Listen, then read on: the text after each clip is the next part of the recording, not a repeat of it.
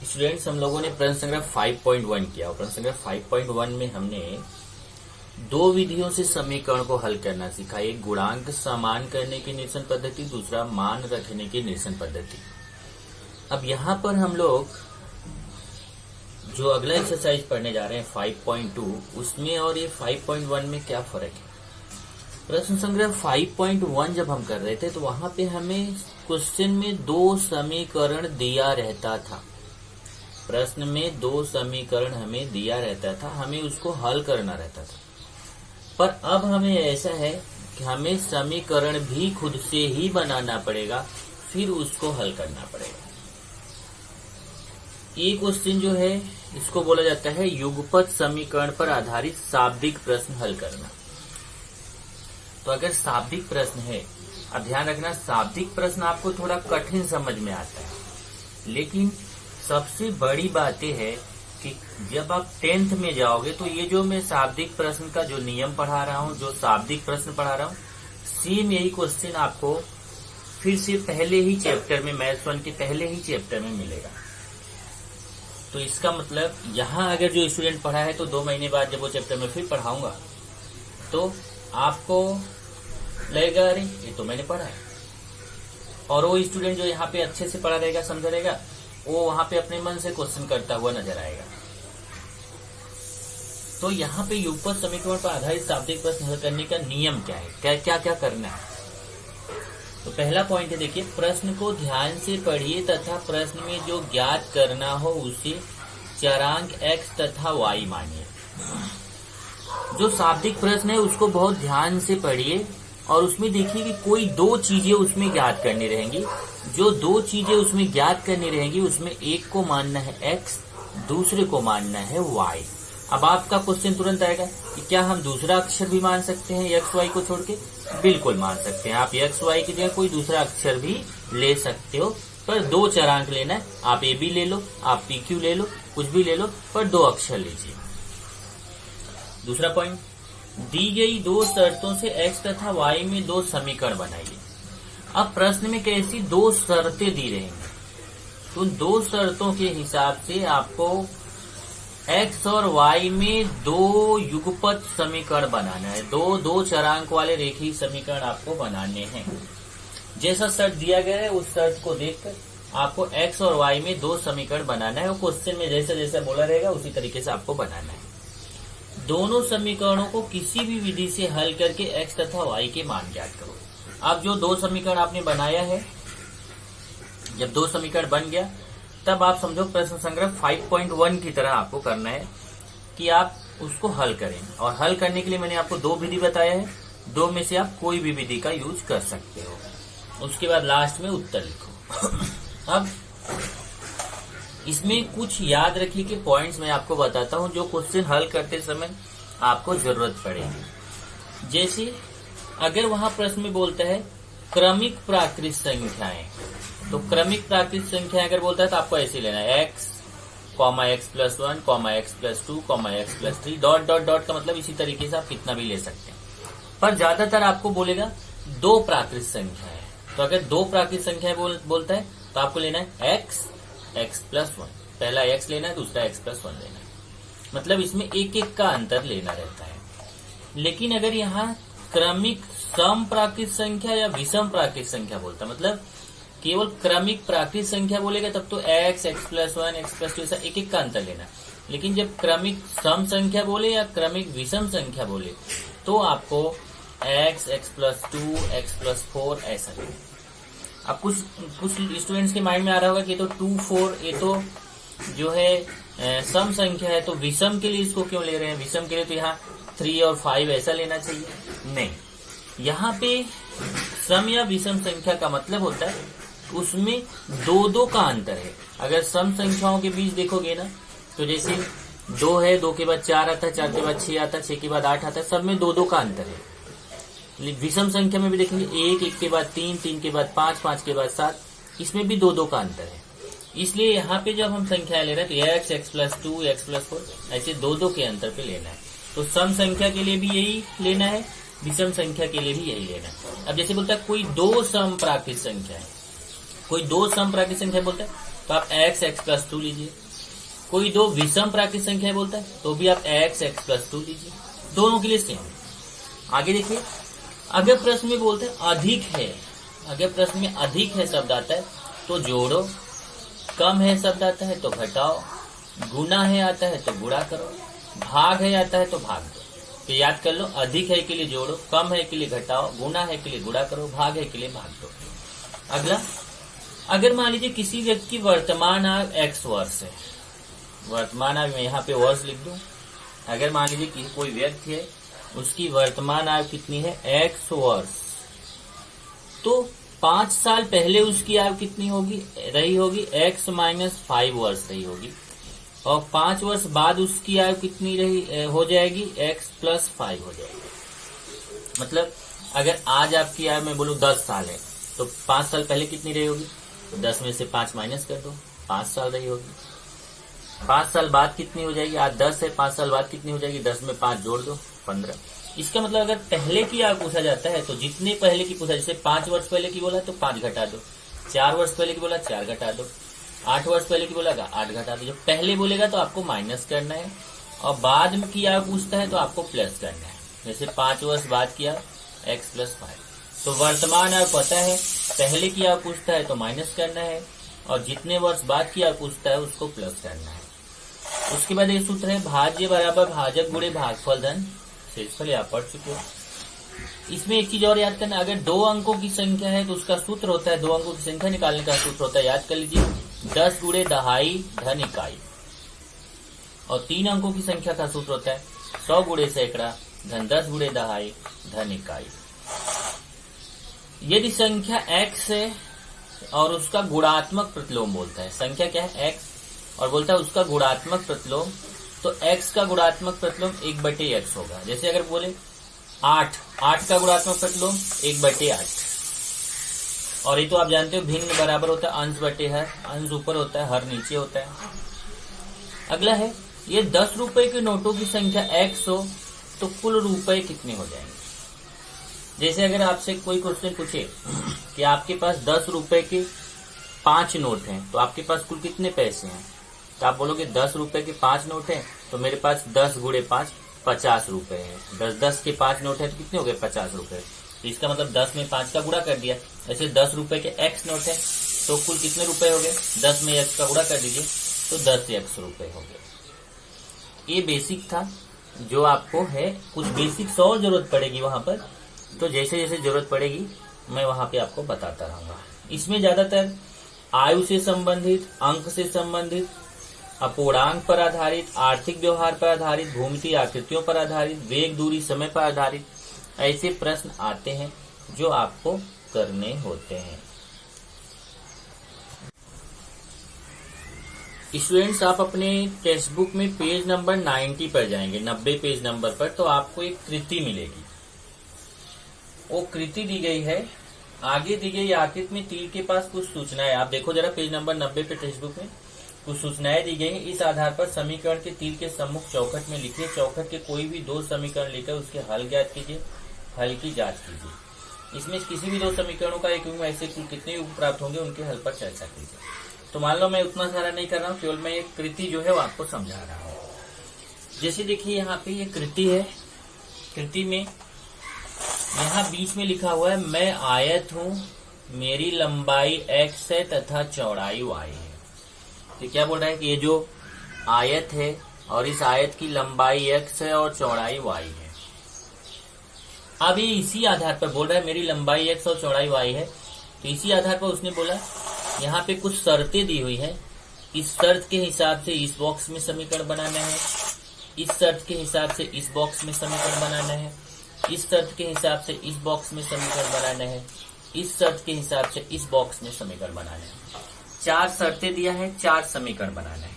ये आपको एक यहाँ से थोड़ा सा सीखने को मिलेगा कि जो मैंने वहां पे लिखा था कि दी गई शर्त के अनुसार 2 समीकरण बनाओ, तो प्रश्न में 2 शर्त दी रहेगी, उस 2 शर्त के हिसाब से 2 समीकरण बनाना है। तो आपको ये पता चलेगा कि कैसे शर्त के हिसाब से समीकरण बनाते हैं, वो यहाँ आपको सीखने को मिल रहा है। बहुत ही इंपॉर्टेंट पॉइंट है, ध्यान से समझिएगा। चलिए शुरुआत ऊपर वाले से करते हैं। याद कर लो पहले तो, लंबाई मतलब x, चौड़ाई मतलब y। ये दिमाग में तुरंत याद कर लो, लंबाई x, चौड़ाई y, और ये आयत है। तो क्या बोल रहे हैं पहली शर्त, मेरी लंबाई तथा चौड़ाई का योगफल 36 है। योगफल मतलब समझ में आता है ना, योगफल मतलब जोड़। तो क्या बोल रहा है कि मेरी लंबाई मतलब x और चौड़ाई मतलब y का योगफल मतलब प्लस कितना है, 36 है। तो यहां समीकरण देखिए क्या बनेगा, लंबाई मतलब x, चौड़ाई मतलब y का योगफल मतलब जोड़ किसके बराबर है, 36।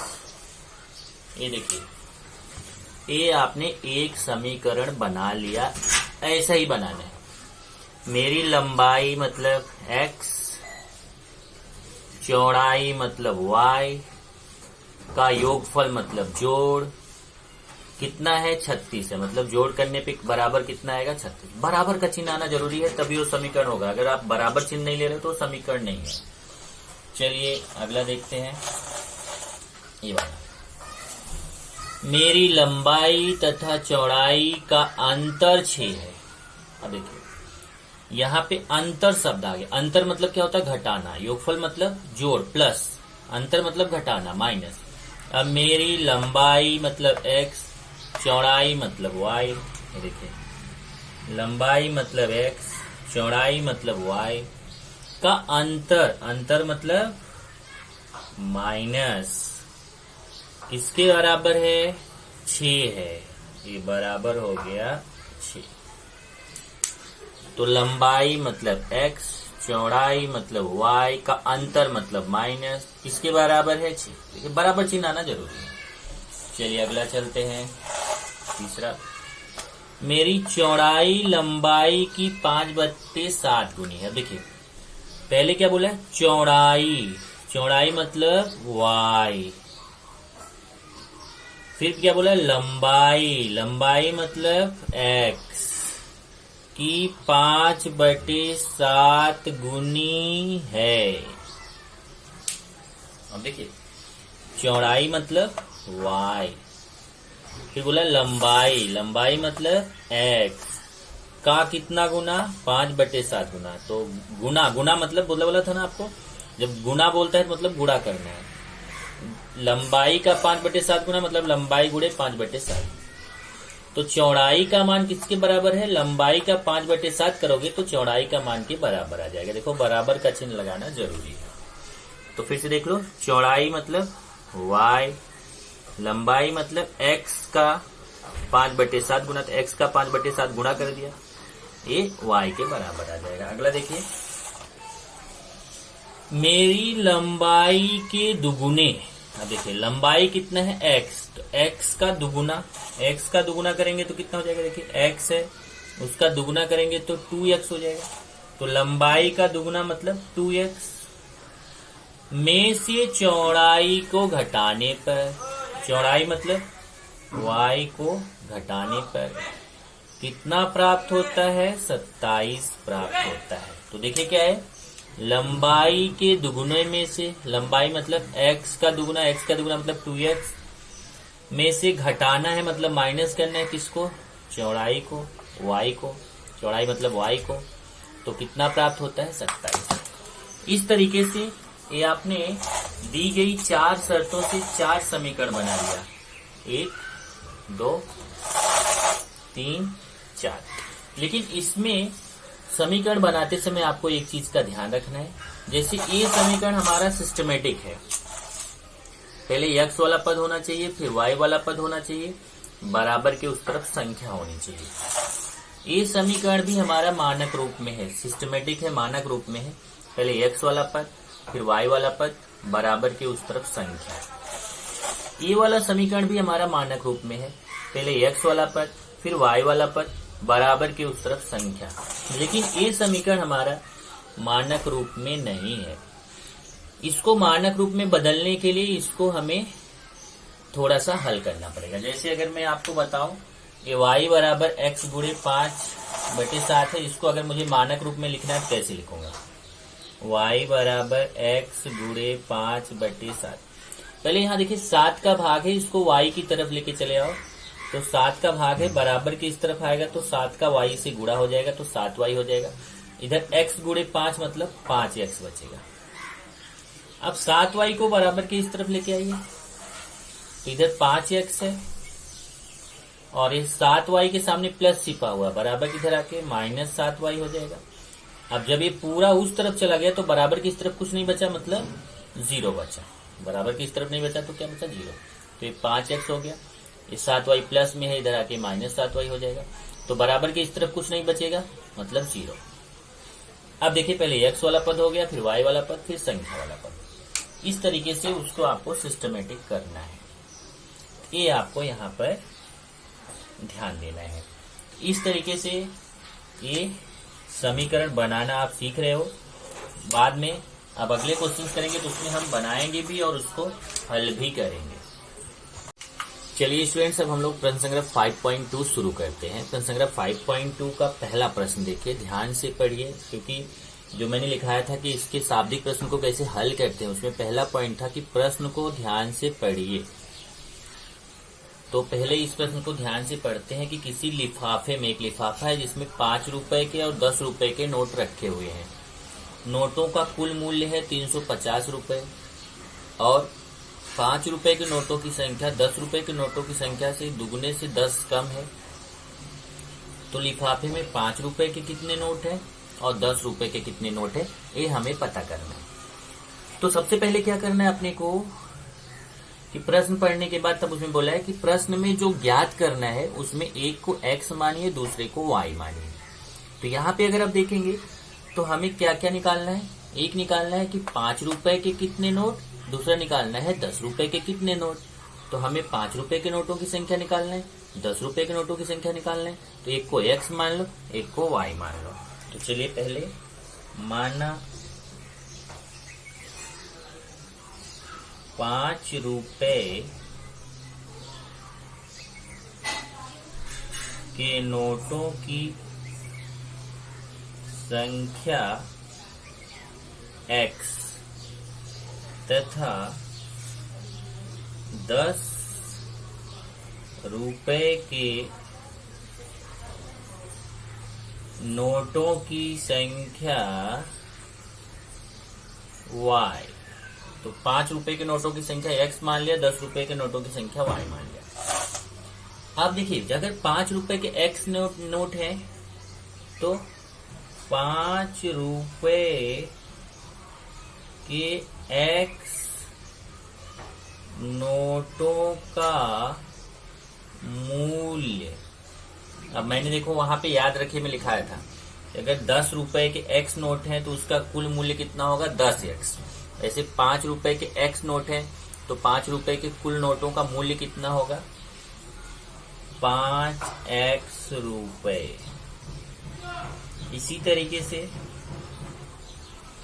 10 रुपए के कितने नोट हैं, y। 10 रुपए के y नोटों का मूल्य, 10 रुपए के y नोटों का मूल्य कितना हो जाएगा, 10y रुपए। तो 5 रुपए के x नोटों का मूल्य 5x रुपए हो गया और 10 रुपए के y नोटों का मूल्य 10y रुपए हो गया। कैसे मैंने समझाया, फिर से देख लो, समझ लो।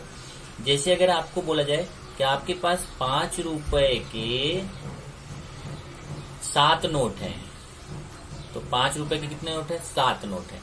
तो आपके पास कुल कितने रुपए हैं, तो 5 रुपए के 7 नोट है, मतलब आपके पास 35 रुपए है। तो गुणा करके मिलता है। ऐसे अगर 5 रुपए के x नोट है, 5 रुपए के x नोट है तो आपके पास कितने रुपए हो गए, 5x रुपए हो गए। इसी तरीके से 10 रुपए के y नोट है तो आपके पास कुल कितने रुपए हो गए, 10y। तो 5 रुपए के नोटों का मूल्य 5x है, 10 रुपए के नोटों का मूल्य 10y है और कुल मूल्य देखो यहाँ बोला है कि 5 रुपए तथा 10 रुपए के नोट जो है उनका कुल मूल्य 350 रुपए, मतलब दोनों मिला के मतलब दोनों जोड़कर। तो पहली शर्त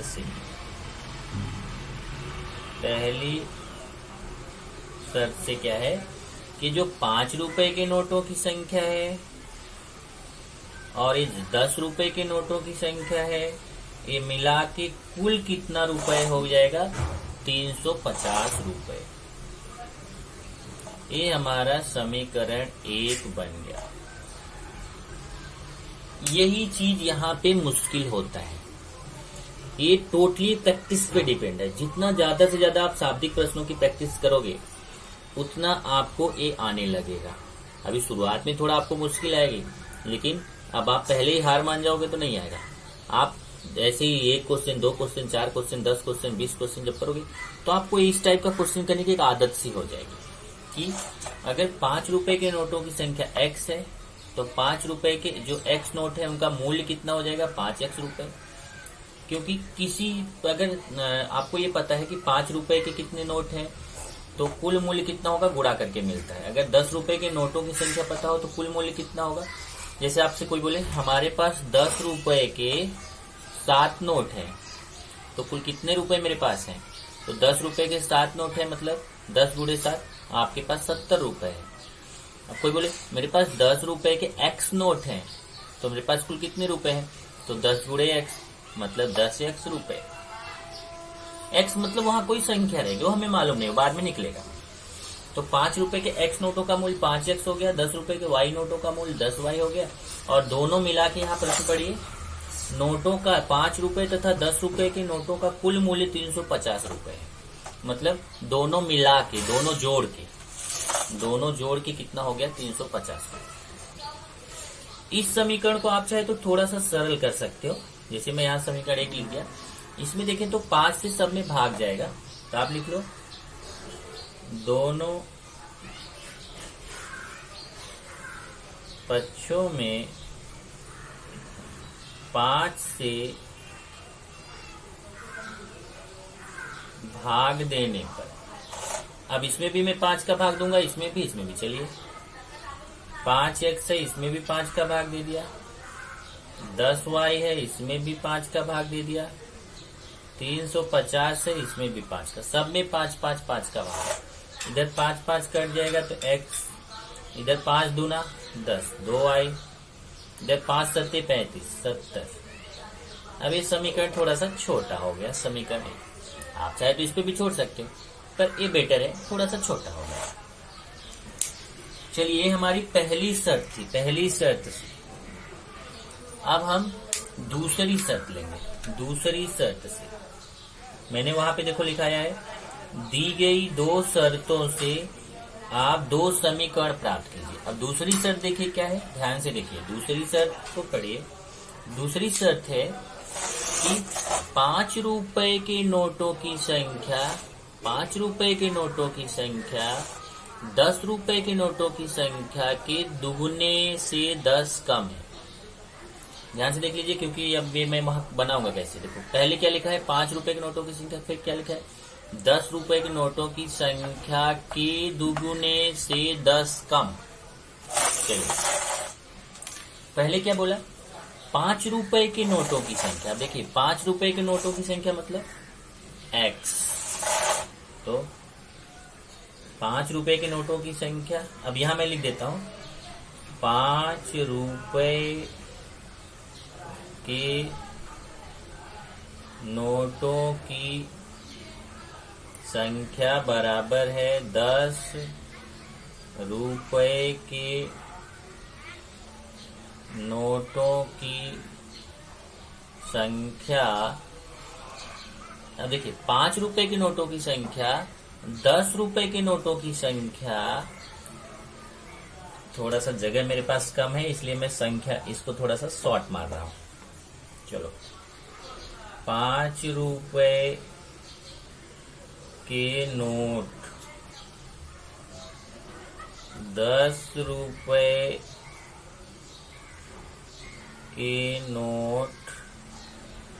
अब देखिए 5 रुपए के नोटों की संख्या 10 रुपए के नोटों की संख्या के दुगुने से 10 कम। देखिए क्या बोल रहा है प्रश्न में, प्रश्न पढ़िए, 5 रुपए के नोटों की संख्या किसके बराबर है, 5 रुपए के नोटों की संख्या किसके बराबर है, 10 रुपए के नोटों की संख्या के दुगुने, दुगुने मतलब 2 का गुणा, दुगुना करता है 2 का गुणा, तिगुना 3 का गुणा, चौगुना 4 का गुणा, के दुगुने से 10 कम। मैंने लिखा था अधिक है तो प्लस, कम है तो माइनस। चलिए अब यहाँ पे 5 रुपए के नोटों की संख्या कौन है, ध्यान से देखिए।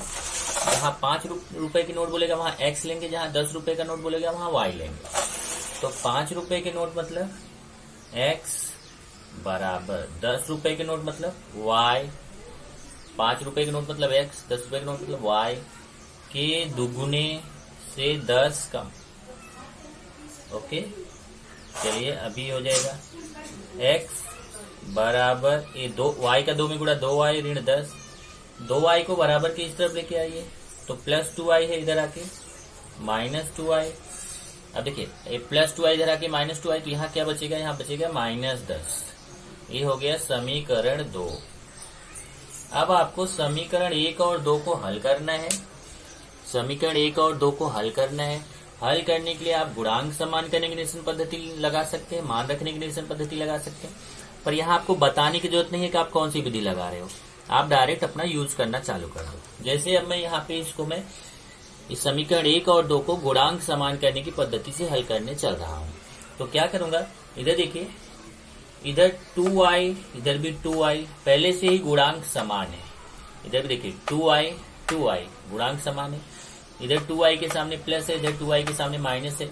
एक के सामने प्लस, एक के सामने माइनस, मतलब अपने आप कटेगा। तो हमें केवल लिखना है समीकरण 1 तथा 2 को जोड़ने पर। यहां मैं लिखूंगा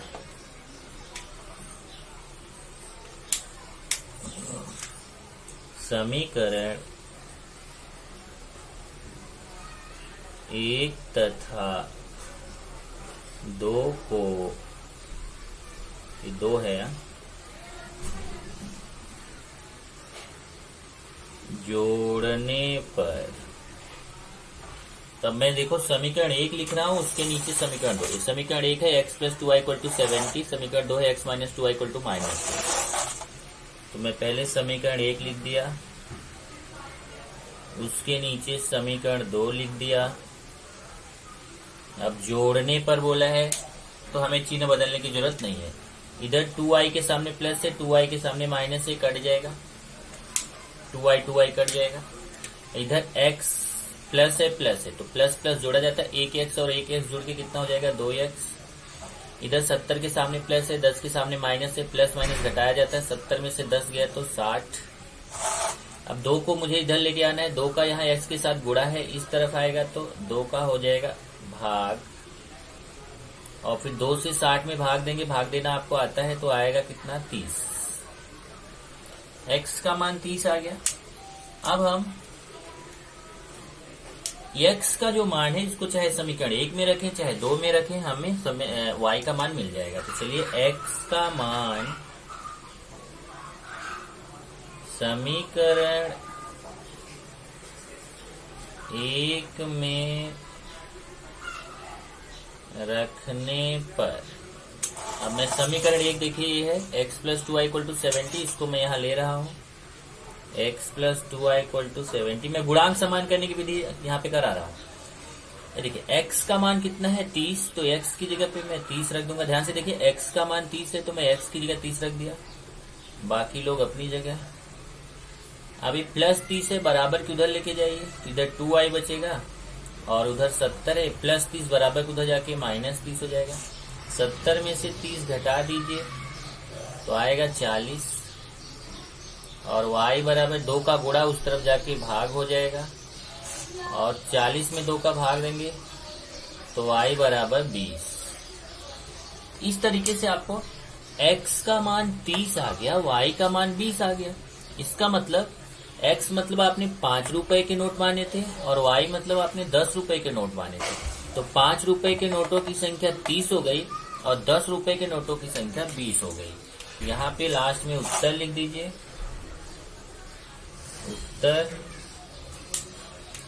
उत्तर में 5 रुपए के नोटों की संख्या 30 तथा 10 रुपए 10 रुपए के नोटों की संख्या 20। ये पता चल गया कि 5 रुपए के नोटों की संख्या, 10 रुपए के नोटों की संख्या कितनी है? 5 रुपए के नोटों की संख्या 30 है और 10 रुपए के नोटों की संख्या 20 है।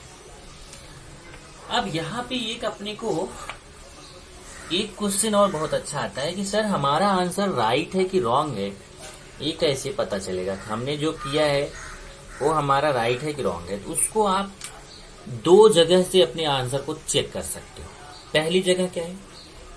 पहली जगह है कि जो x का मान 30 आया, y का मान 20 आया है। देखिए x का मान जो 30 आया है और y का मान 20 आया है, इन दोनों समीकरणों में आप रख के चेक कर लो।